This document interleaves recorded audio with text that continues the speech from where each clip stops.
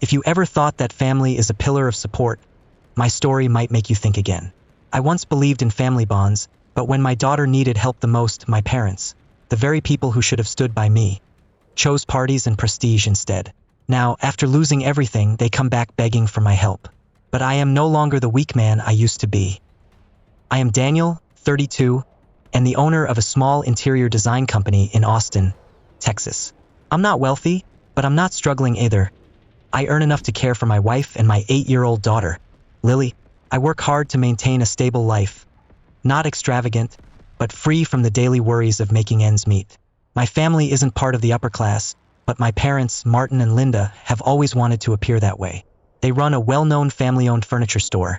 Not rich, but well off enough to afford a spacious home, nice cars, and weekend parties with friends. To them, success isn't measured by happiness, but by how others perceive them. I'm the eldest son, and my younger brother, Ryan, is just 2 years behind me. Even as a child, I could feel the favoritism. If I got an A, my parents would nod, saying it was expected. But if Ryan got a B+, they would celebrate with a cake. When I went to college, they barely acknowledged it, but when it was Ryan's turn, they threw a huge farewell party for him, even though he was only attending a local school. Growing up in that environment, I quickly learned I couldn't rely on my family. I threw myself into work, became independent, and built everything from scratch. I never expected anything from my parents, but even then, I could have never imagined the day they would choose a party over their granddaughter's life. After graduating from college, I worked at a small interior design firm in Austin, starting as a design assistant. The job wasn't glamorous, but I loved it. Every blueprint, every little detail in a space gave me the satisfaction of creating something meaningful. 2 years later, after gaining enough experience, I decided to branch out and start my own interior design company. It wasn't big, but it allowed me to be independent and follow my passion. That was when I met Emma. It was a sunny September afternoon. I was managing my small furniture store and was busy rearranging the space. While checking inventory, she walked in, looking for a reading chair. At first, I thought she was just another customer, but somehow we sat down and talked for an hour. About books, music, dreams, and unfinished plans. A year later, we got married. Then came Lily, a small, lively girl with bright, sparkling eyes like my wife, Emma. Emma and I thought nothing could break our happiness when Lily was born. We weren't rich, but we had enough.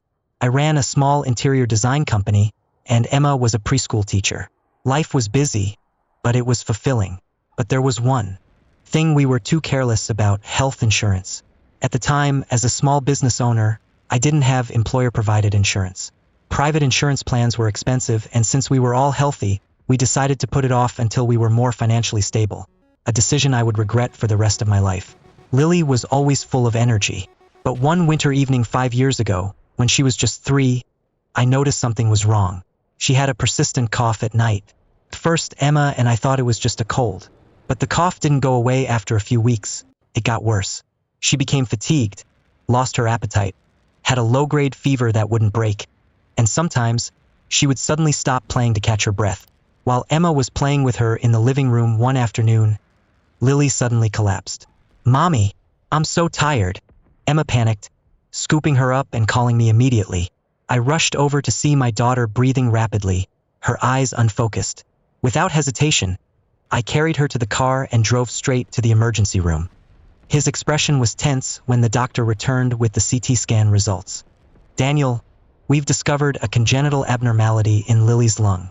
It's compressing her airway, and she needs surgery immediately before her condition worsens." The ground beneath me collapsed. A 3-year-old? A lung mass? How could this be happening to my child? But the biggest shock was yet to come. The doctor led me to the hospital's billing office, where I was handed a bill for $120,000. "We can proceed with the surgery immediately, but the hospital needs assurance that you can cover the costs. Do you have insurance?" I didn't. At that moment, I realized how terrible a mistake it was to delay getting insurance, thinking we didn't need it. And now my daughter was paying the price for that mistake. I gripped Emma's hand, trying not to panic. "We'll find a way to get the money. Just save my daughter." But how was I supposed to come up with $120,000 in such a short time? And when I thought of my parents, a small part of me still hoped. But I never expected them to disappoint me more than ever. I didn't expect them to embrace me and say, "We'll take care of everything." But at the very least, I hoped they would help somehow. Lily was their granddaughter. How could a grandfather and grandmother stand by and do nothing when their grandchild was standing at the edge of life and death? I drove to my parents' house, my heart heavy.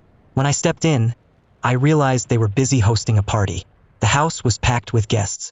Live music played, and wine glasses shimmered in the hands of elegantly dressed people. The scent of expensive perfume mixed with the aroma of gourmet food. A celebration for Ryan's upcoming wedding. They were celebrating. Meanwhile, I was desperate, begging for my daughter's life. I walked up to my parents, trying to stay calm. "Mom, Dad, I need to talk to you. It's urgent." My mother frowned, gesturing for me to wait before returning to continue chatting with guests. I had to repeat myself. My voice was no longer steady this time. My father looked at me, annoyed that I was interrupting the party. "Daniel, can't this wait?" I clenched my teeth, struggling to control my anger. "Lily has a tumor in her lung. The doctors say she needs immediate surgery. If she doesn't get it, she might not make it." I paused, waiting for some concern. They should ask, "Where is she?" They should ask, "Is she in danger?" They should ask, "What did the doctor say?" But there was nothing. Not a single question about Lily's condition. Not even a flicker of worry on their faces. I swallowed hard and continued. "The hospital requires a $120,000 payment before they can proceed with the surgery. I've tried everything but can't come up with that amount quickly. Can you help me? I don't need the full amount. Just enough so they can operate immediately." I looked at them, waiting for even a sliver of hope. My mother set down her wine glass and sighed. "Daniel, we've already planned Ryan's wedding. We can't cancel or postpone it now." I blinked, unable to believe what I had just heard. My father crossed his arms, his voice as emotionless as an investor calculating profits. "We've already spent $300,000 on his wedding. If we give you that money now, the wedding won't happen." I stared at them, feeling a cold numbness spread through me. They had spent $300,000 on a lavish wedding for Ryan, yet they wouldn't spare a dime to save Lily's life. I turned to Ryan, my younger brother, who I had always protected, helped, and supported. He stood in a tailored suit, champagne glass in hand, looking at me as if I were an inconvenience. I abandoned my pride. I dropped to my knees right in the middle of the crowded party. "Ryan, I'm begging you, just help with a small part. I'll pay you back. But Lily, she will die without this money." I looked into his eyes, hoping some humanity was still left in him. But he took a step back as if I were some filthy beggar. He scoffed. "You think I'm going to cancel my wedding over this? I am responsible for my fiancée and the family I'm building. I'm sorry, but I can't help." I couldn't believe what I was hearing. I had just knelt before my brother, and he laughed in my face. Around me, guests whispered. Some chuckled. Others shook their heads as if I were some pathetic fool making a spectacle of himself. My father touched my shoulder, his voice cold as ice. "Get up, Daniel. Stop embarrassing the family in front of our guests." I slowly rose to my feet but was no longer their son. I looked at each of them before speaking, my voice laced with bitterness. "Thank you, Mom. Thank you, Dad. Thank you, Ryan. Today, I finally understand who my real family is, and who is just a stranger." Then I turned and walked away, never looking back. As I exited the house, the sky rose and rain poured. Heavy raindrops pelted my face, but I stood frozen on the doorstep, unable to feel anything except the crushing pain in my chest. I had begged, I had knelt, and in return, all I received was cruel indifference. I rushed to my car, slammed the door shut, and then, for the first time, I broke down and cried like a child. I no longer tried to hold it in. I buried my head against the steering wheel, my sobs choking in my throat. The storm outside blended with the storm raging inside me. But then, an image flashed through my mind. Lily, she was waiting for me. She was fighting for every breath in that hospital room. I couldn't fall apart here. I took a deep breath, wiped my tears, and stepped on the gas, speeding straight back to the hospital. When I arrived at the hospital, my in-laws were already there. They weren't wealthy, just ordinary working-class people. But the moment I stepped inside, my mother-in-law rushed to me, gripping my hands tightly, her eyes red with worry. "Daniel, why are you soaked? Did you talk to your parents? Will they help?" I couldn't answer, but she only needed to look into my eyes to understand. My father-in-law quietly placed a hand on my shoulder. It's okay. We'll figure it out ourselves. We sat down with Emma, determined to act immediately. The following day, I started selling everything I could. My beloved car, gone in an instant for $15,000. Every last cent of our savings, $25,000, completely wiped out. I borrowed from friends and colleagues. The people at my company, many barely making ends meet, still stepped up to help. A young employee, who had only been with us for 6 months, pressed $500 into my hand. Boss, I don't have much, but this is all I can give. An old coworker, someone I hadn't spoken to in years, called and sent me $3,000. I owe you a favor. It's time I repaid it. Every coin, every bill, and every small contribution came together to save Lily, but it still wasn't enough. I sold my computer, my watch, and even our furniture.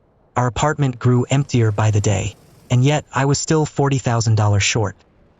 Just as I was struggling to figure out where to find the remaining $40,000 to reach the $120,000 total, my in-laws called. Daniel, how much more do you need? My father-in-law's voice was steady, unwavering. I swallowed hard, reluctant to say the amount, but I had no other choice. There's still $40,000 left. Silence on the other end. Then my mother-in-law spoke, her voice unusually calm. All right, come pick up the money tomorrow. I was utterly stunned. But where are you getting that much money? My father-in-law let out a soft chuckle, full of love yet filled with determination. We sold our house. As long as Lily gets better, it's worth it. I stood frozen. They had sold their own home to save their granddaughter. My parents had turned their backs on their flesh and blood, yet my in-laws, who shared no blood ties with me, were willing to sacrifice everything for Lily. I couldn't hold back my tears anymore. I don't know what to say. My father-in-law smiled warmly.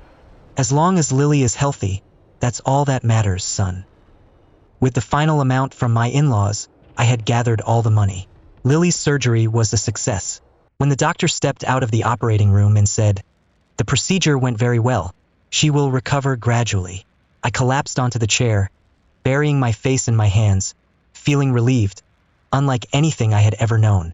Emma sobbed, my mother-in-law held her tightly, and my father-in-law stood there, nodding, as if this had been his plan all along. I looked back at everything that had happened. Family isn't defined by blood. The family comprises those who stand by you in your darkest moments. From that day on, I swore I would never beg my biological parents for anything again, because I had already found my actual family. After the storm, the sky cleared again. Maybe even fate was moved by our family's love for one another, and it finally stopped making things difficult for me. 2 weeks after the surgery, Lily was discharged from the hospital. She grew stronger each day. Each tiny step she took was filled with life. That day, as I pushed her wheelchair out of the hospital, she looked up at me with a bright, radiant smile. "Daddy, I want to run and play again." I couldn't hold back my tears, but this time they were tears of joy. I hugged her tightly, feeling her strong, steady heartbeat. I turned to Emma and met her loving gaze. We had been through hell and back, but were starting a new chapter. But deep inside me, there was still a fire burning. I hadn't forgotten the day I knelt and was turned away. I hadn't forgotten my parents' cold indifference. I hadn't forgotten Ryan's smug smile. They had looked down on me. Now I would show them exactly what I was capable of. After Lily recovered, I threw myself into work. I wasn't just working to make a living. I was working to repay those who had believed in me. I was working to honor those who had helped me. I was working to prove that I didn't need anyone's charity. I would create my destiny. I woke up at 5 a.m. every day, worked 16-hour days. I pushed myself to learn more than ever about management, investments, and business expansion. I wasn't just doing interior design anymore. I started taking on more significant projects, hotels, shopping centers, and office buildings. I never turned down an opportunity. Sleepless nights chasing deadlines, endless meetings with clients, high-stakes negotiations. Every challenge fueled the fire burning inside me. And then, everything started to change.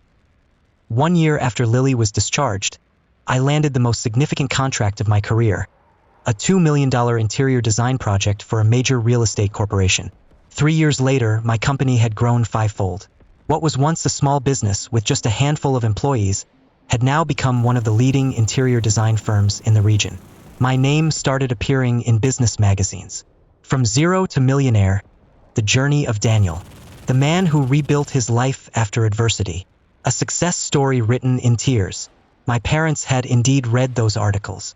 They had indeed seen me on television, speaking at an entrepreneurial conference. But this time, I was no longer Daniel, the son who needed their help. I was Daniel, the self-made entrepreneur who had built everything from the ashes. A year ago, I sat down for an interview with Forbes after my company was recognized as one of the 50 fastest-growing interior design firms. The journalist looked at me, curiosity and admiration in her eyes. "Daniel, what drove you to achieve your success today?" I smiled, a smile only I could fully understand. I once had a family that should have been my greatest support, but they turned their backs on me when I needed them the most. I knelt before them, begging for help to save my daughter, and they told me they had already spent all their money on my brother's wedding. Her eyes widened in disbelief. "Are you saying they chose to throw a wedding instead of saving their own granddaughter's life?" I nodded. "That's exactly what I'm saying, and I want to thank them. Their coldness and cruelty drove me to prove I didn't need them. Because of them, I turned my anger into success. I didn't hide. I didn't speak in vague terms. I called them out by name. My parents, Martin and Linda. My brother, Ryan. Thank you for teaching me that family isn't about blood. It's about the people who stand by you when you need them the most." The interview aired, and then the headlines exploded. Millionaire entrepreneur reveals how his family abandoned his dying daughter for a lavish wedding. Shocking truth. Grandparents let their granddaughter suffer while throwing a luxury party. When money matters more than life. The chilling story of a heartless family. My story went viral. Millions were outraged. Social media was flooded with comments. "I can't believe such heartless people exist. What kind of grandparents treat their granddaughter like trash? Ryan's wife must regret marrying a man who would rather let his niece die than cancel a party." But the storm was only beginning for them. After the interview, my partners cut ties with my parents. Longtime clients canceled contracts. Business connections disappeared. The same people who once raised their glasses with them at lavish parties now avoided them like a plague. Because no one wants to work with monsters. My parents were pushed out of the business world. They once stood proudly among the successful. But now they had nothing left. Alone and ruined. And Ryan, he once thought he had won. He had an extravagant wedding, a beautiful wife, and a comfortable life. He used to look at me with pity, thinking I was a failure for kneeling before him. But now his world was falling apart. When his wife, Ava, read my interview, she was horrified. "Ryan, is this true?" he stammered, searching for an excuse. But the truth is the truth. A few days later, Ava filed for divorce. She couldn't stay married to a man who let his niece suffer to throw a party. Ryan lost everything. A marriage built on cold-heartedness was never going to last. And in the end, the heartless ones were left with nothing but themselves. Years ago, I had knelt before them, begging for help. They had laughed at me and told me I wasn't worth more than a party. But now, it was the world that had turned its back on them. And I had no regrets. Success wasn't just a sweet revenge against those who had turned their backs on me. It was also an opportunity to repay the people who had believed in me and stood by me during my darkest moments. I returned to my friends, colleagues, and employees, the ones who had given every last dollar to help save Lily. I wanted to help them to give back tenfold what they had given me. I called them to my office, handing them thick envelopes of cash. Some I even offered to pay off their debts or invest in their dreams. But they refused. They just smiled, their eyes warm, just like the day they had placed their last savings into my hands. "Boss, you don't need to do this. You've done something that not everyone can do. Overcome everything. We helped you because we believed in you, not because we expected anything in return." I couldn't find the words to respond. All I could do was grip their hands tightly, grateful beyond words, because these were the people who had shown me what true family meant. But there was one thing I couldn't let go: my in-laws. They had sold their home to save Lily, willingly choosing to live in a rental. And I couldn't let that sacrifice go unanswered. After Lily was discharged, I spent an entire year working to restore what they had lost. I secretly tracked down the new owner of their former house. I negotiated, I made offers, and eventually I repurchased it. The day I handed them the keys, my mother-in-law froze, her eyes welling with tears. "Daniel, how?" I smiled, placing a hand on her shoulder. You gave me everything when I had nothing. This is the least I can do to repay you. My father-in-law stood silent for a moment, then clapped a firm hand on my shoulder, his eyes filled with pride. I never once doubted you, son. We all sat together that night for an authentic family dinner, something I hadn't felt in a long time. 5 years after Lily's hospitalization, as our family prepared to welcome a new member, I decided it was time for a change. I bought a bigger home, not just for Emma, Lily, and our soon-to-be-born baby, but also so my in-laws could move in with us. They gave me a home when I had lost everything. Now, I wanted them to have a life where they no longer had to worry about anything. Lily was overjoyed to learn she was going to have a sibling, but when I told her that her grandparents would be living with us, she jumped up and hugged me tightly. Daddy, I'll get to see Grandma and Grandpa every day. I smiled, ruffling her hair. That's right, sweetheart. They'll always be here with you. Watching Lily's radiant smile, I felt it deep in my heart. Everything had finally come full circle. I thought I would never see my parents again. But unexpectedly, a month ago, while I was in my office reviewing contracts for a new project, my phone rang. An unknown number. I hesitated for a moment but picked up. Daniel, it's Mom. That voice. The voice I hadn't heard in years. The voice of the woman who had watched me beg in desperation and turned her back on me. And now, that same voice carried regret and pleading. Can you help us? I didn't say a word. She let out a shaky breath before continuing, her voice trembling. We're in trouble. We mortgaged the house, and now the bank is about to seize it. We need $200,000 to keep it. $200,000. I remembered that day, when I needed just $120,000 to save my daughter's life, and they had chosen a party over their granddaughter. I remembered the moment I knelt before them, begging for help, and they refused without hesitation. I remembered my father's cold eyes, Ryan's smug smile, and their voices telling me that a wedding mattered more than life. And now, when they needed me, they thought I would help? I took a deep breath, keeping my voice calm. Mom, do you remember the day I came begging for your help? Silence. That day, I knelt in front of you and Dad. I told you that without the money, Lily might die. Do you remember? Her voice cracked. I remember, but you refused. You said Ryan's wedding was more important. You let me walk away without a second thought. She started sobbing. I know, I was wrong. But please, Daniel, we really need you. I let out a dry, humorless laugh. Let me ask you this, Mom. Between a party and your house, which one is more important? She fell silent. I continued. That day, you chose a party over saving your granddaughter. And today, after losing everything, you think I would choose to save you. She sobbed harder. But we're family, Daniel. Family helps each other. Family? Does family help each other? I laughed, but it was a bitter, hollow laugh. No, Mom. My real family already helped me. It was my in-laws, my colleagues, strangers who had more kindness than my blood. She tried again, desperate. You can't be this heartless. You can't let us lose everything. I spoke firmly. Mom, I lost you and Dad the day you abandoned me and Lily. Then, without hesitation, I hung up. After putting Lily to bed that night, I sat in the living room and told Emma and my in-laws everything. I told them about my mother's call, about how they were on the verge of losing their home, and about how I had refused to help them without hesitation. I thought Emma would agree with me, but instead, she just looked at me for a long time, then gently took my hand. Daniel, I understand why you don't want to help them, but maybe you should think about it again. I frowned, unable to believe what I was hearing. Emma, they abandoned our daughter when she was dying. I can't just forget that. She nodded, her eyes still as soft as ever. I know, and I'm not saying you have to forgive them, but do this not for them but for yourself, so that one day, you won't feel any regrets or burdens weighing on you. I turned to my in-laws, expecting them to take my side, but my father-in-law shook his head and spoke calmly. Son, we're not asking you to forgive them, but sometimes helping someone doesn't make you weak. It proves that you're stronger than they are.